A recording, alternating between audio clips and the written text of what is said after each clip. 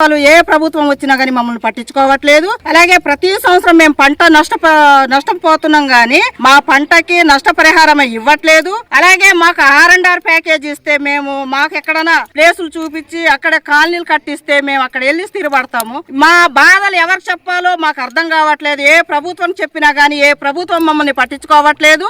ఈ రోజు మా సూటూరు గ్రామస్తులు ఎన్ని కష్టాలు పడుతున్నారో ఎన్ని బాధలు పడుతున్నారో అనేది గ్రామస్తులు తెలుస్తుంది. ఇప్పుడు మా బాధను చూసి అయినా గవర్నమెంట్ దిగొచ్చి మమ్మల్ని కనకరించి మా కష్ట సుఖాన్ని పంచుకుంటాదేమని మేము వినిమిస్తున్నాము. అలాగే మా పంట ప్రతిసారి 2-3 సార్లు పంట వేస్తున్నాం కానీ ఆ పంట మునుగుతుంది, మళ్ళీ వేస్తున్నాం మళ్ళీ మునుగుతుంది. కానీ ఎన్నిసార్లు విత్తనాలు ఇవ్వట్లేదు. ముంపు గ్రామం అని చెప్పేసి విత్తనాలు ఇవ్వక, అలాగే మేము అప్పో చేసి విత్తనాలు తెచ్చి పంట వేస్తుంటే ఆ పంట మునిగిపోతుంది. ఎన్నిసార్లు మేము పంటలు వేయాలి, ఎన్నిసార్లు నష్టపోవాలి, ఎన్నిసార్లు మా బాధలు ఎవరు చెప్పుకోవాలనేది మాకు అర్థం కావట్లేదు. అలాగని మా బాధలు అర్థం చేసుకొని మాకేమైనా కూటమి ప్రభుత్వం వచ్చి మాకు ఏమైనా నష్టపరిహారం ఇస్తుందని మేము కోరుకుంటున్నాము.